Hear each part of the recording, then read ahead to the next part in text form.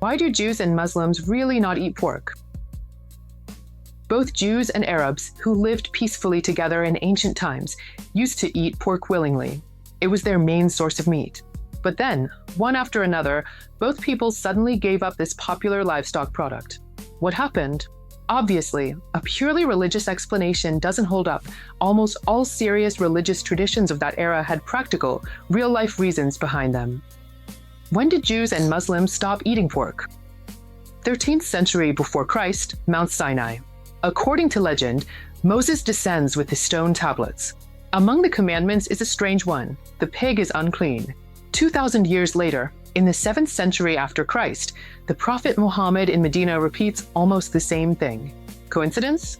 No, it was a cold calculation hidden behind the words of sacred texts. Archaeologists have traced that after the ban appeared in the Torah, the share of pig bones in Jewish settlements dropped sharply from about 30% to 2%. Why don't Jews and Muslims eat pork? Reason 1.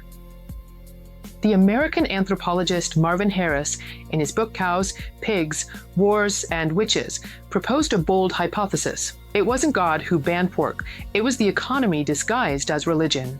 According to Harris, everything begins with material conditions that give rise to a practical decision. Over time, that decision becomes a social norm and eventually solidifies into a religious law.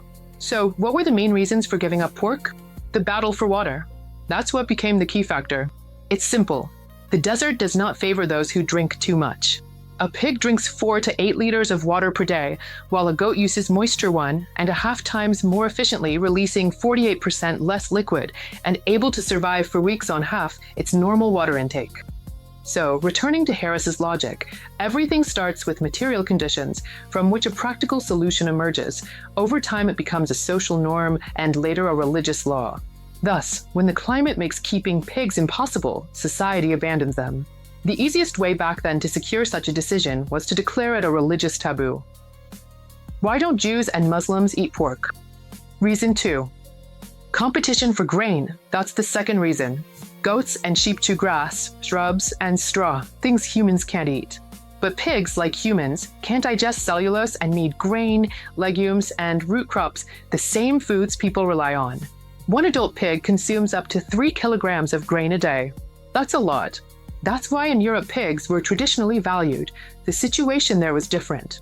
There were oak forests where pigs fed on acorns and nuts. In the Middle East there were no such woodlands, and every kilogram of pork was extremely costly. Add to that the versatility of other animals. Goats provided meat, milk, and wool. Sheep, meat, milk, and clothing. A pig only gave meat. Completely uneconomical. Why don't Jews and Muslims eat pork? Reason 3.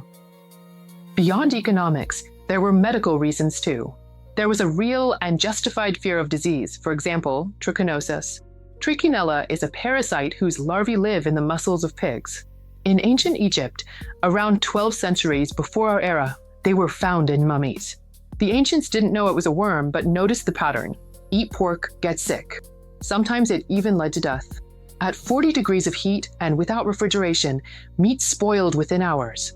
Pork lost freshness 3 times faster than beef, and at 30 degrees bacteria multiplied at lightning speed.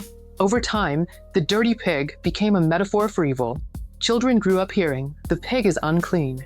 Generations developed a conditioned reflex. Today, psychologists call this cultural conditioning, an emotional reaction passed down even after the original reasons are long forgotten.